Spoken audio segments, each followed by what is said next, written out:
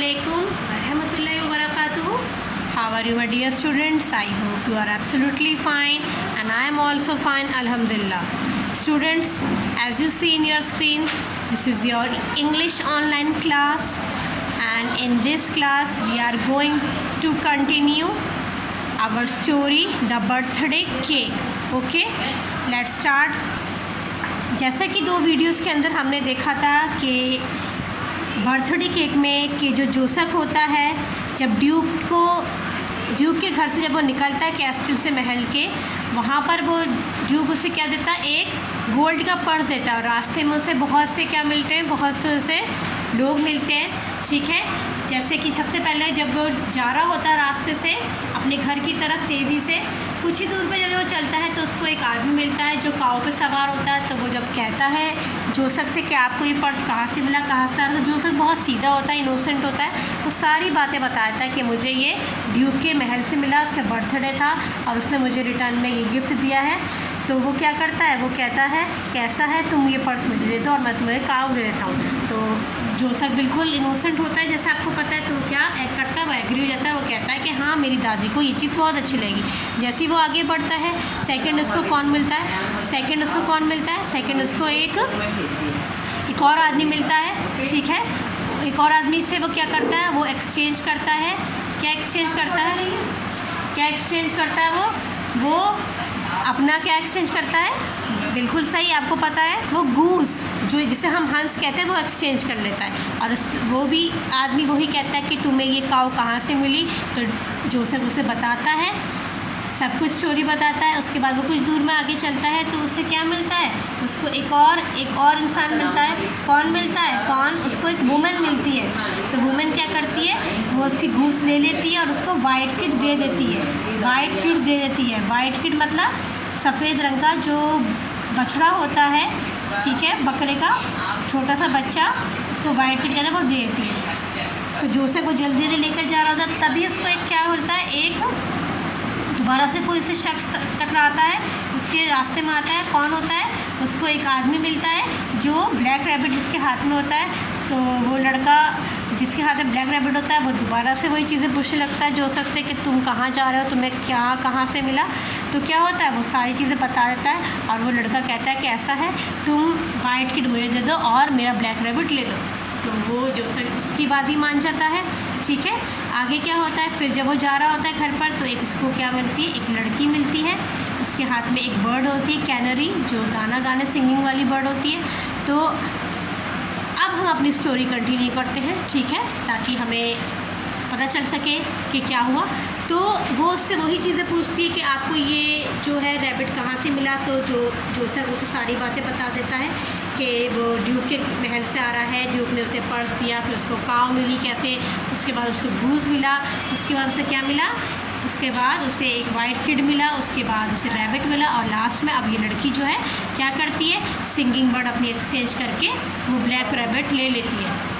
क्या होता है, वो जो लड़की है वो अपनी बर्ड उसे ले लेती है और रैबिट उसका ले लेती है। तो फिर क्या होता है, अब वो अपने वो बर्ड लेता हुआ, देखिए यहाँ से मैं कंटिन्यू कर रही हूँ।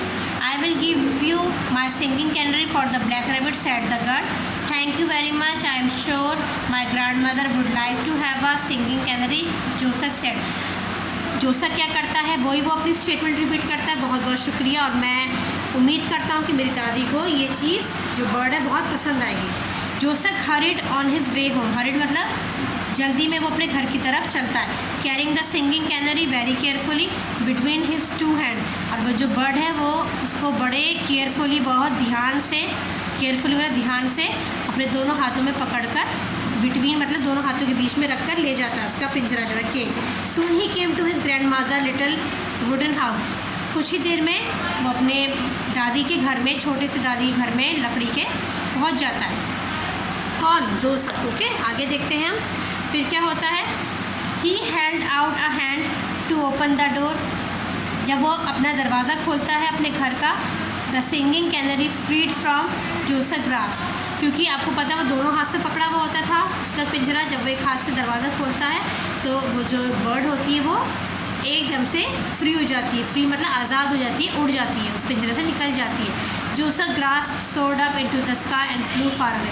जोसेफ एकदम से उसको ग्रास्प मतलब आवाज़ दुख की निकलती है, दुख का जो साउंड होता है, परेशान उदास हो जाता है और वो आसमान की तरफ उसे उड़ता हुआ देखता है। Joseph went into the house. जब जोसेफ अपने घर पर अंदर जाता है and his grand mother asked did the Duke give you a present. तो पूछती कि क्या आपको ड्यूक ने कुछ प्रेजेंट दिया, कुछ उपहार दिया रिटर्न में। Yes grand mother said Joseph he gave me a purse of gold. उसने कहा जी दादी जी, मुझे उसने क्या दिया, एक पर्स दिया, गोल्ड का, सोने का पर्स दिया। Where is the purse of gold. आज तक ग्रैंड मदर ने कहा कहाँ है वो पर्स, कहाँ है वो गोल्ड का purse. I gave it to a man for a fine cow. Where is the fine cow. उन्होंने कहा कि मैंने वो जो है वो उससे एक आदमी को दे दिया काऊ के बदले। तो उन्होंने कहा कि वो काऊ कहाँ है। दादी जी ने कहा I gave it to a man for a fat goose. वो मैंने काऊ क्या करी, एक आदमी को दे दी एक गूस, एक हंस के बदले। तो उन्होंने कहा where is the fat goose. वो मोटा हंस कहाँ पर है। I gave it to an old women for a white kid. मैंने वो जो गूस था वो एक बूढ़ी महिला को दे दिया वाइट किड के बदले में, ठीक है। तो उन्होंने कहा वो वाइट किड का है। फिर उसने कहा जोसेफ ने I gave it to a boy for a black rabbit, कि मैंने वो क्या करा, वो जो वाइट किड था वो मैंने एक लड़के को दे दिया। उस लड़के ने मुझसे मांगा तो उसके बदले मैंने क्या लिया, ब्लैक रैबिट लिया। तो उन्होंने कहा वो ब्लैक रैबिट का है। Where is the black rabbit. I give it to a girl for a singing canary. मैंने एक लड़की को दे दिए, एक लड़की ने मुझसे मांगा तो मैंने उस लड़की को दे दिया। उसके बदले क्या ले ली, मैंने सिंगिंग कैनरी ले ली, वो बोलने वाली चिड़िया ले ली। Where is the singing canary. उन्होंने कहा वो सिंगिंग कैनरी कहाँ पर है। I was holding it between my two hands and when I took away my hand to open the door, the bird flew away, said Joseph sadly. उन्होंने कहा कि मैं दोनों हाथों के बीच में उसको पकड़ के ला रहा था, मतलब पिंजरा। जैसे ही मैंने दरवाज़ा खोला अंदर आने के लिए तो उसका दरवाज़ा, उस बर्ड का जो दरवाज़ा था, केज था उसके पिंजरे का, वो खुल गया और वो बर्ड क्या हो गई, उड़ गई। ये जोसेफ ने बहुत उदासी के उस स्वर में बोला, ठीक है। Oh dear me, dearie me, cried the grandmother. Cried मतलब दादी जी ने ये बात सुनकर बहुत अफसोस करा और रोते हुए सर में बोला। Throwing up her hands in distress. उन्होंने अपने हाथों को क्या करा, मतलब अपने माथे पर रखा, सर पर रखा। कोई परेशानी होती है, उदासी होती है, कोई हम किसी की बेवकूफ़ी पर वो करते ना, अफसोस करते तो अपना हाथ रखे ना माथे पे, सिर पे। उन्होंने ऐसे ही करा।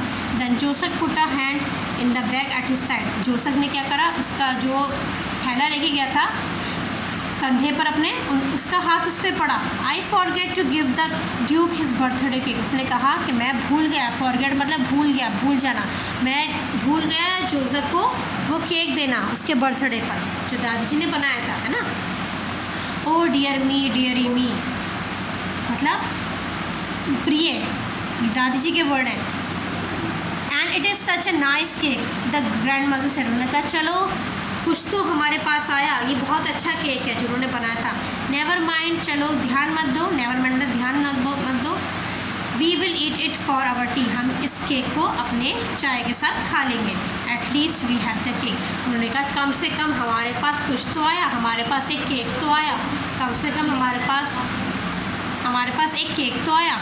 At least we have the cake. क्योंकि जोसेफ को बर्थडे पर ड्यूक ने क्या दिया था, एक प्रेजेंट दिया था, पर्स के बदले में उसने चेंज करता रहा, जो उसको रास्ते में मिलता रहा उसने चेंज कर करके लास्ट में उसको एक बर्ड मिली थी, कैनरी सिंगिंग, है ना। लास्ट में वो बर्ड भी चली गई, मगर जब उसके हाथ में कुछ नहीं बचा, मगर कहते ना डूबते हुए को तिनके का सहारा होता है। ये बहुत मशहूर एक कहावत है कि चलो हमारे पास कुछ तो आया लास्ट में। तो हमें पर्स नहीं मिला, हमें वो काऊ नहीं मिली, हमें गूस नहीं मिला, हमें रैबिट नहीं मिला, है ना, हमें वाइट किड नहीं मिला, हमें वो बर्ड नहीं मिली, कम से कम हमारे पास केक तो आ गया। तो इससे ही इंसान खुश हो जाता है। तो दादी जी का वही रिएक्शन था, इसलिए वो लास्ट में बहुत ज़्यादा क्या हुई, खुश हो गई।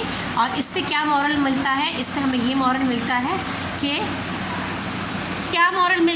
कि हमें छोटे सी चीज़ में भी खुशी मिल जाती है। जैसे कि ग्रैंड मदर जोसेफ को मिल गया था उस केक को देखते हुए, तो छोटी सी चीज़ को भी हमें वैल्यूलेस नहीं समझना चाहिए कि उसकी कोई कीमत नहीं है। उनके पास वो केक आ गए थे, वो केक को देखकर ही बहुत खुश हो गए थे। तो आई थिंक आपको ये स्टोरी बहुत अच्छी लगी होगी, इंटरेस्टिंग लगी होगी, मज़ा आया होगा सुनने में, समझने में। मुझे बहुत अच्छी लगी और इससे बहुत बढ़िया मॉरल मिला है। तो ज़िंदगी में छोटी छोटी चीज़ों से हमें खुश रहना चाहिए, ठीक है। हमें उदास नहीं होना चाहिए, दूसरे को देख के नहीं होना चाहिए कि इसके पास इतनी बड़ी चीज़ है, हमारे पास ये चीज़ है, ये चीज़ नहीं करनी चाहिए। जेलस कभी नहीं होना चाहिए, ओके। तो हमारे क्या पता हमारी तकदीर में भी कोई चीज़ अच्छी लिखी हो, हमें ये हमेशा उम्मीद करनी चाहिए ऊपर वाले से, अल्लाह पाक से, ओके। तो इसी चीज़ को देखते हुए मैं अपनी बात फिनिश कर रही हूँ। और आप अपना ध्यान रखिए, इस लेसन को अच्छे से समझिए, वीडियोस को पूरा देखिए, वर्ड्स को अंडरलाइन जो करें उसको अच्छे से समझिए, इनकी मीनिंग लिखिए। और सी यू नेक्स्ट क्लास इंशाल्लाह। अस्सलाम वालेकुम, टेक केयर ऑफ़ योरसेल्फ।